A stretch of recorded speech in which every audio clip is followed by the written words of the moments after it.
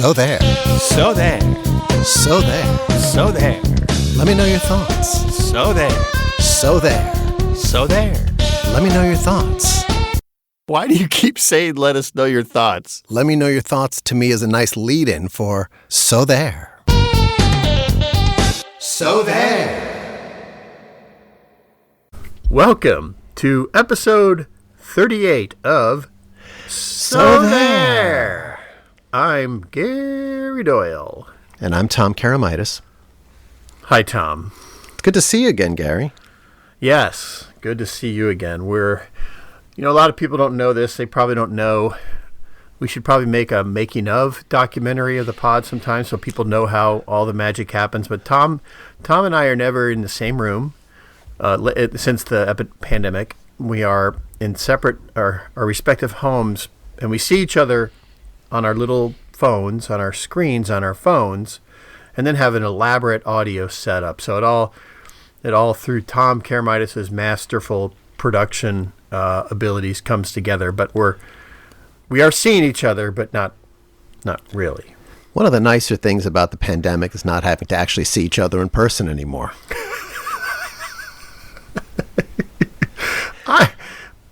I've had this conversation with people at work, and people at work are like, yeah, I'm kind of, I want to go back to the office. I miss seeing people. I'm like, I really don't.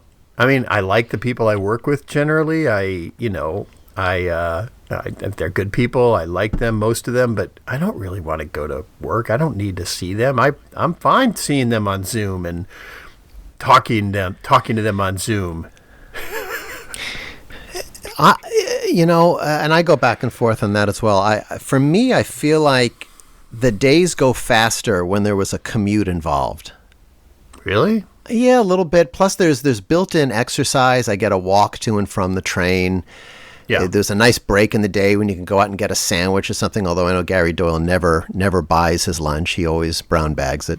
Never. But I just kind of feel like the day moved faster. I feel like working from home, it's a bit of a jail sentence. I go into a room and I don't emerge until end of the day, and just the sheer monotony. I miss going to edits. I miss, yes. I don't know. It's a whole separate thing.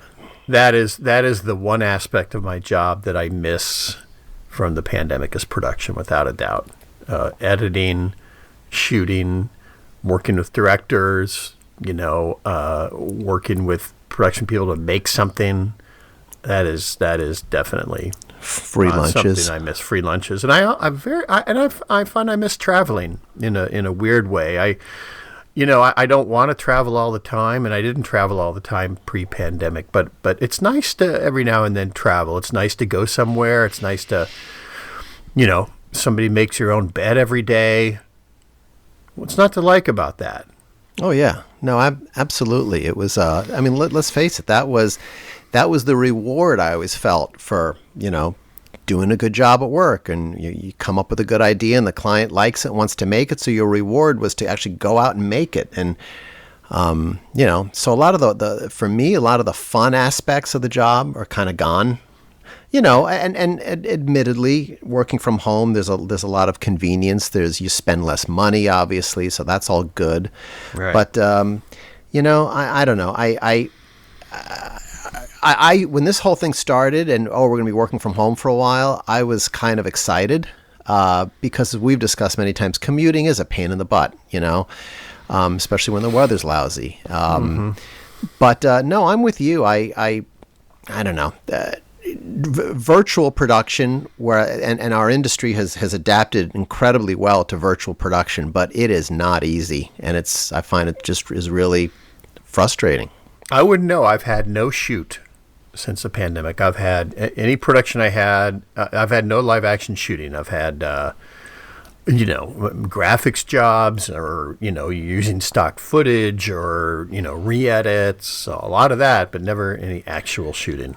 I'll give you a quick microcosm of what it's like, and that is, you basically the output of the camera is shared on a Zoom link. So everybody who's involved in the shoot gets to look at the camera output, right? So you have 10 people, you have 4 agency people, 5, 6 agency people, 4 clients, all staring at a lock-off shot of a living room while they're lighting and stuff. And as a result, people spend far too much time fixating on things they shouldn't be fixating on.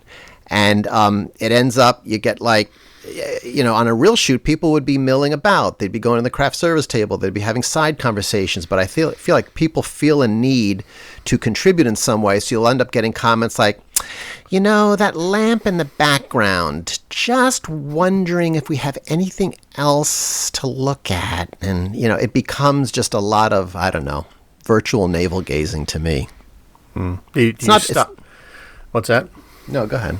Do you stock the desk surrounding your laptop? Do you stock it with craft service table items like turkey jerky and corn nuts and dusted chocolate almonds from Trader Joe's? And do you go to Trader Joe's before your virtual shoot and just stock your desk with all kinds of, because that's what they do on craft service tables, everything from Trader Joe's, dried mangoes, cherries, chocolate covered cherries, tortilla chips, on and on and on.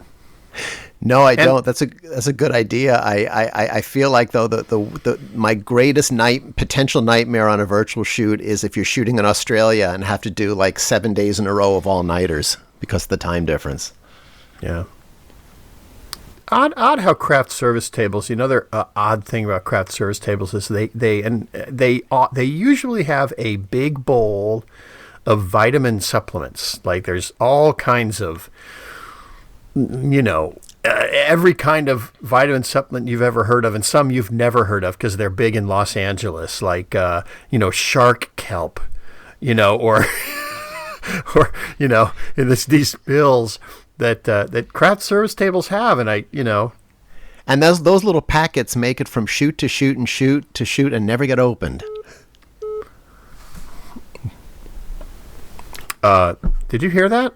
Yeah, was that you? That was a call from Maddie. You want to take it live on the air? No, I declined it because my podcast is more important than the call from my daughter.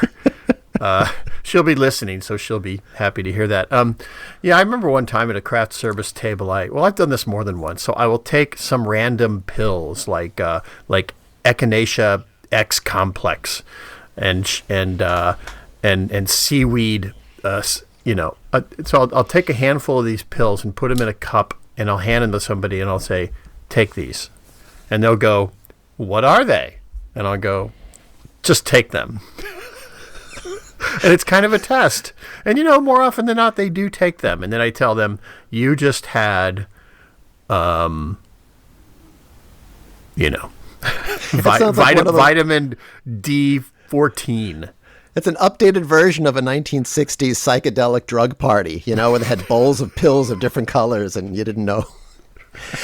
I do find kind of an offshoot of what you're saying. The craft service table is a good opportunity to try something you've always wondered about, but would never actually spend your own money to try. I'll give you an example.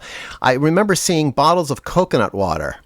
And I remember thinking, that sounds really good. I really love coconut. I love coconut sorbet. It's my favorite dessert. Yeah, and I thought, oh, you know what? This could be the start of a new favorite beverage of mine. Let me try a bottle of coconut water. And I choked down one gulp, and I never touched it again. I thought it was vile. It tasted nothing like coconut to me. Yeah, it doesn't. That's an odd insight, that coconut water doesn't taste like coconut. I love coconut too, and I don't enjoy coconut water. Odd. It's like almond milk tastes a little like almonds, but coconut water, not so much. Okay, but why? The soy milk, the almond milk. What is the purpose of the word milk in those descriptions? Is it because it's white? Good question. Well, if you had a bottle of something called liquid soy extract. Who would drink that? All right, well, then why not almond nectar, right? Or, the milk thing. And maybe it's just it's because it's white, but anyway. Well, that's $1 million marketing idea right there. Almond nectar.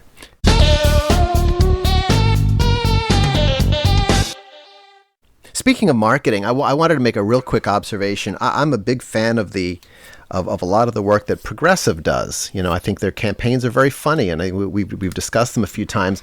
Although I think they have kind of hit a bit of a speed bump on the guys with the signs. I don't find the least bit funny. Right? It started as one spot of the guy who twirls the signs, and now they've built a whole world around that guy. And I don't find them funny. Do you know spots I'm talking about? Yes, and I have no idea what they're about. All right. But most of Progressive's work, while I like it like you, I have no idea what it's about. I mean, I guess I need to generally pay closer attention, since most advertisements mystify me these days, and most movies and television shows really have struggled to follow anything, really. So I guess it's my problem, but I've never really understood Flo, what her point is. Why is she there? I've never understood the sign things. I don't understand, while I very much like the work, the work about Progressive can't keep you from becoming your parents, is very funny work, and they have these workshops teaching young people how not to become their parents. No idea what that has to do with Progressive. No idea what the product is. No idea why are they talking about we want to keep you from becoming your parents. While it's very amusing and extremely well done, no clue as to what this is for. Is this a message to millennials saying this is not your parents' car insurance? It's car insurance meant for millennials? Okay. But I don't get that from that. I have no clue. Zero clue. Yeah, it's interesting. I remember years ago, and you and I were at Leo Burnett at the same time, when Oldsmobile did This Is Not Your Father's Oldsmobile. And the whole campaign was based on getting young people interested in Oldsmobiles. So they did a campaign, I think, with like famous fathers and their kids. They had William Shatner and his daughter, so, but at least then, I to your point, I understood that, but, right. But I do find that campaign for Progressive is so well done. I agree with what you're saying, but I just find I watch those spots every time they come on. They're just, the casting's great, the writing's great, the performance is great. It's just well done. But yeah, why? What is it? What is it about? What happens when you become your parents? Is it, you're right. Is this a different kind of insurance product that doesn't really appeal to them, or what? So there.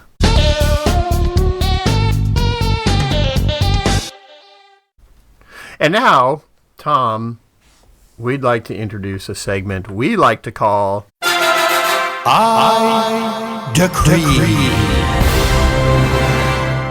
So, I went down to Florida to visit my father-in-law, and noticed something in the airport that I've noticed before, but I wanted to talk about. And this is saw a grown man wearing a professional sports jersey. I think it was a Pittsburgh Steelers football jersey, which are never becoming on a man, because they kind of just drape over them. They're large kind of garments that just sort of drape over them. But then this man had his what I have to assume was his own name on the back. So it was not a professional Steelers professional football player. It was clearly his own name. I forget what it was, but it wasn't anything famous. And so it made me think that if I were king, that I would decree that no man shall wear a professional sports jersey with their own name on the back. I own a Chicago Cubs jersey that I had made once. I forget. I think a client gave it to me or something, and I had it made. But I put on the back St. Hubbins and the number was 11 on the jersey, and the name was St. Hubbins. So that's different. But you shall not put your own name on the jersey. I think there is a continuum of acceptability on that idea. You described the extreme end of unacceptability, which is a grown man putting his own, or woman putting his or her own name on the back of a professional sports jersey to somehow indicate that Gus Schultz plays for the Cubs. To me, what's slightly more acceptable is a grown person wearing an actual jersey with a player's name on it. I think that's more acceptable. I still get hung up on the idea of a grown adult kind of making believe they're a 22-year-old athlete or something. To me, the most acceptable way, personally, to reflect your loyalty to your team is to wear some kind of logo wear of that team, but not a jersey. Like Green Bay Packers, 2017 NFC champions. That to me that shows I'm a Packers fan. I bought a piece of memorabilia, but I'm not trying to make believe I'm a player. That's where I get hung up. You get like a fat dude who's making believe he's a player. Now I will say these rules, these Tom Karamitis rules, do not apply to children. If you're under 18, I totally get it. I was a kid once too. I idolized certain players. But I think once you reach adulthood and into middle age, it just looks strange to me. Yeah. And you're right that most people that wear most men, not women, I think most men that wear professional sports jerseys are large. Partially because they always wear the jersey untucked.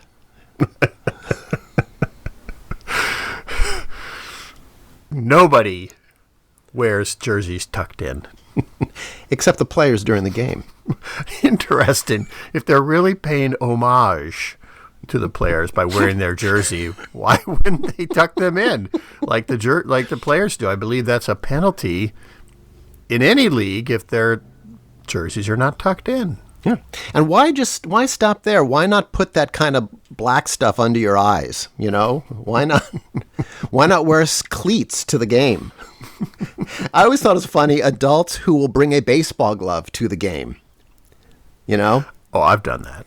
So you will wear a jersey and bring a glove. Do you wear a hat too? Do you wear a jock? I don't. Where does it stop? I wear a jock everywhere. It's just a weird affectation. You never know, because you never know. One time, I don't bring gloves to the game anymore, but when I was in my 20s, I went to a White Sox game at the old Comiskey Park and went to batting practice, and I sat down with my friends right inside the right field foul pole, and I took my seat, and the moment after I took my seat, here comes a ball my way, and I caught it on the fly with my mitt. It was pretty damn cool. All right, well then that's on the fly. So there. I had one opportunity in my life to catch a foul ball. I did not have a glove, and I was on the first base side, and I remember it. I had my hands outstretched, and it hit the area at the base of my palms, and it bounced off, and somebody else caught it. But I remember how much it hurt. And that was the one opportunity I'll ever have. It's hard to catch them barehanded. Oh, believe me. Yeah, I years ago when I was younger, I almost ran my sister over trying to get a ball. We still talk about that at Wrigley. And just a couple years ago, I was in the upper deck, first or second row of the upper deck on the foul, right above first base. And to your point, the Cubs batter hit a foul ball, and those things come screaming at you. Even you're in the upper deck, it's not like you're in the lower deck in that danger zone. It was, and it came right to me. Never had this happen. Came right to me. I didn't move, and I panicked and totally gacked it and fumbled it away, and somebody else got it. And literally, as the ball hit me in the hands, I said, "Oof." I know this because my friend told me that later. It's like, you literally said, "Oof." As it bounced off my chest and then bounced away and somebody else snagged it. So there. Oof.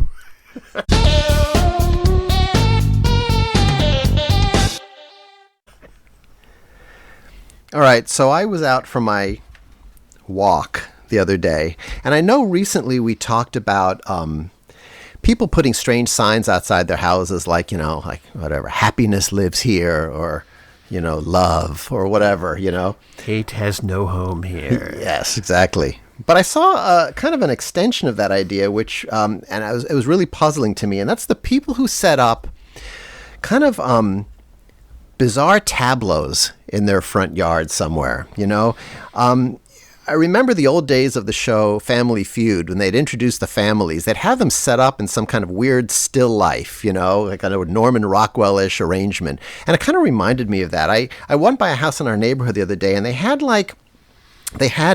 a little stool and some milking jugs. So they're obviously trying to set up a little bit of a tableau about milking dairy cows at the farm. And I just didn't know why you'd set this up with little tiny props arranged carefully.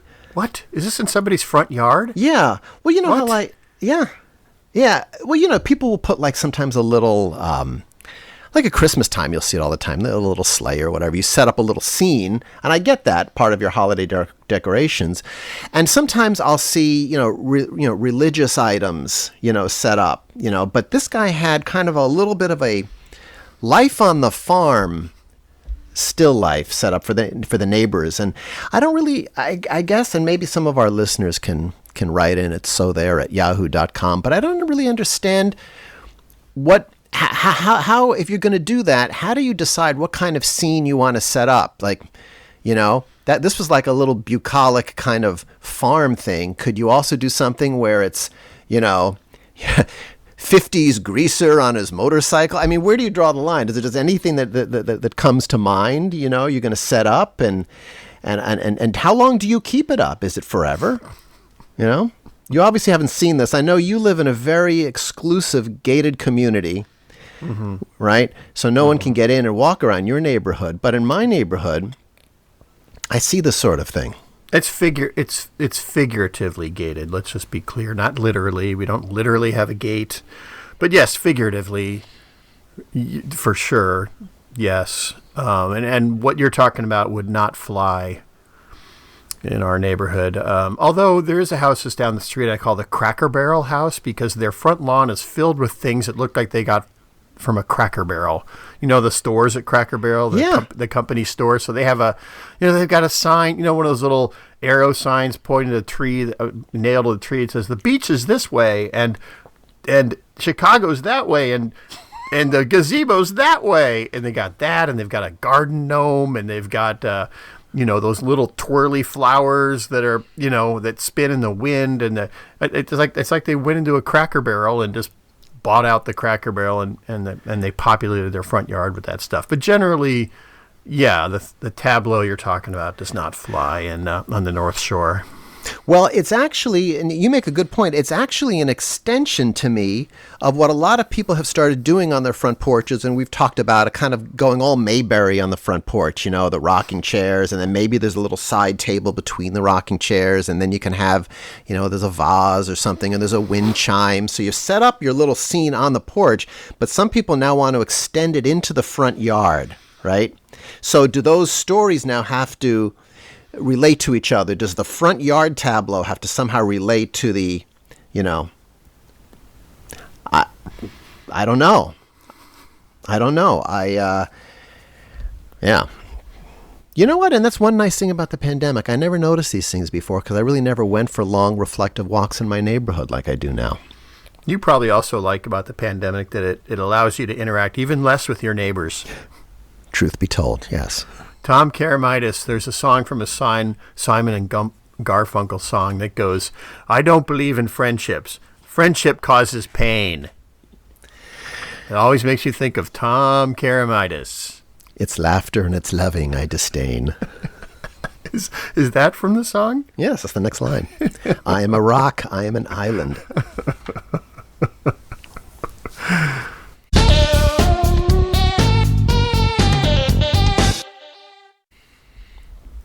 So what did you do yesterday, Gary? Well, I had my car photographed, Tom. Before you go any further, we were originally supposed to record this yesterday, but you had something important to do. I had to get my car photographed. Professionally shot. Why? Well, it's kind of a long story. So we go through a lot of cars. I go through less cars than I used to, but I go through a lot of cars. I rarely buy new, almost always buy used, and I just get interesting cars. I like weird cars. I like cars that not many other people like station wagons and cars with manual transmissions and big boxy cars they don't make anymore. And one of those is a Volkswagen Eurovan, which they stopped making about 20 years ago. And so we had a Eurovan for 20 years. It's this weird car that's like the middle seats face each other. There's a picnic table that pulls out in the middle. There's a refrigerator underneath the picnic table. It has a pop-up tent that you can sleep up top. So this is all in one car. It has curtains on the side.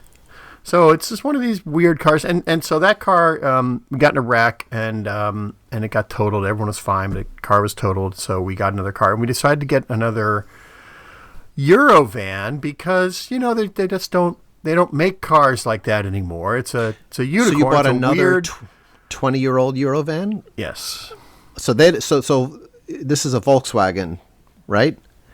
Yes. And they haven't made this vehicle in a long time. So you when the last one died, you set off to find another one of the same vintage. No, we were actually looking at other cars, and then we stumbled across this one, and Lisa does a lot of food delivery for charity, and so it holds more than any other car. And so we were like, well, let's just get another one. So we went to a used car lot and got it, and it's a good car. But then, after a month or so of owning it, Lisa said, it's a Eurovan, but not the Eurovan. It's not the Eurovan that our kids grew up with. And the big red toaster, we called it. So I decided to sell the Eurovan, and I decided to sell it on an auction site called bringatrailer.com. If any of you are into cars, it's a great auction site. They auction off interesting, weird, collectible, quirky cars, some new, some old, some cheap, some very expensive exotics, but only interesting cars, like a car that Tom Karamitis drives would not be on Bring a Trailer. Your Subaru Outback would not be on, unless somebody stuffed a 12-liter V12 turbo into the engine bay, and then it might get on Bring a Trailer. Now I'm picturing the vehicle that Uncle Rico had in Napoleon Dynamite. Is that this vehicle? Yeah, and it's not exactly that vehicle, but it's in that Is that a Eurovan? spirit. In that spirit. No, that's I believe that's an old Dodge van. That's a Dodge van. Yeah. Okay. That Uncle Rico customized and painted the sides with. I think added those porthole windows on the side. No, this is a different, but the same spirit. A quirky car. So we're selling it on this auction site, and you can follow the auction when it goes live in a week or two. It's a Colorado red Volkswagen Eurovan. And you can bid on it if you'd like. It's a great car. I've got to explain why I only owned it for a month. That'll be, tricky. But, it's going on the auction site. So a person from Bring a Trailer came and photographed it yesterday in the local church parking lot. So what did you have to pay this photographer to do this? Oh, that's kind of a personal question, Tom. Well, all right. Would $200 be about right, would you say, or? $350. Okay. But there's a very Bring a Trailer is I learned this. They've got a mandated shot list of something like 200 shots that they need to get of every angle, interior, exterior, details, underside, and they're professional photographers too. They're car photographers, so they'll make it look nice. So did he bring lights and stuff? Yeah, he bought some lights and shot it, and so that's what I did yesterday, Tom. So now it was photographed yesterday, and the auction will be when? Goes live in probably a week or two. They got to get the pictures together and write the listing. So, I've never done it before. I have sold cars on eBay and Craigslist, but I've never done Bring a Trailer. So, related to cars, do you change your own wiper blades? No, this is a source of humiliation for me, actually. So I don't know how to do it, I know that it should be very simple instructions, but I don't know how to do it. And so I shamefully go to the AutoZone or whatever and buy the wiper blades, and they install them. And the whole time I'm just mortified at my lack of manliness and inability to do something like that they have to put the wiper blades on for me. All right, well, I'll make you feel better because, first of all, they are very complicated. They're not intuitive at all. I have done it myself many times. I tried to do it yesterday with my current car, and I couldn't get the old blade to snap off, so I exerted a little too much force. I ended up bending the wiper arm. I went to my Hyundai dealer, and that's a $250 repair. They have to order a new arm and install it, and so, yeah. Just goes to show your instinct was correct. Go to the AutoZone. Have them pop it on. But it really is an emasculating experience. Yeah. Could you could you open my gas cap for me? I don't know how to do it. It's the only thing more emasculating and humiliating than having to have someone else put on your own wiper blade is waiting in line at the Costco for a free sample. You're like sixth in line. This is pre-pandemic. You're like sixth in line for a little piece of cheese, and you're standing there going, how did I get here? You know, that great Talking Heads, how did I get here? I find it's equally emasculating to be at the car dealership and they're explaining to you what's wrong with the car, and you really don't understand. You really don't. And you nod, and you realize you're so powerless at that point. You don't know if what he's about to tell you is $75 or $750, and frankly, it wouldn't make a difference anyway. Yeah. It's now I know Gary Doyle never goes to the dealership. Gary Doyle is much more of a find a mechanic you like. Well, but I imagine you're a fool if you bring your car to a dealership out of warranty. You're a fool. That's how that's the source of their profits. That's their profit margin. Comes not from selling cars, but from service. Service is so high. You should never go to the dealer for an out of warranty car. You should always find an independent mechanic. You're crazy if you go to the dealership, Tom. Well, you qualified it by saying out of warranty, so. Well, of course you're going to go there when it's under warranty, but you're a fool if you take your car to a dealer. They are. I had an old Mercedes wagon one time, and there was a little tiny door in the dash that would hide a little place where you kept coins or something, and it was this little spring-loaded door that quit opening. And I took it to the dealer, and they said, "Yeah, that'll be $700."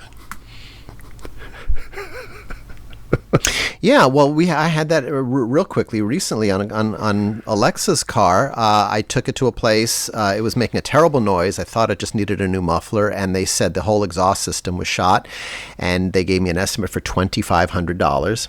And then she found a local mechanic up in Madison, Wisconsin, who said, no, all it needs is a new resonator, $100. So there you go. See, Tom, that's why the children are our future. Let them lead the way. You know, show them all the magic they possess inside. Give them a sense of pride.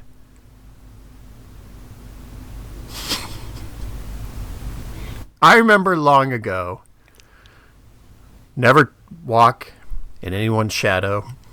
If I fail, if I succeed, at least I lived in dignity. And on that note, so concludes another 33 minutes of fun. For Gary Doyle, this is Tom Karamitis reminding you to listen once again to So There!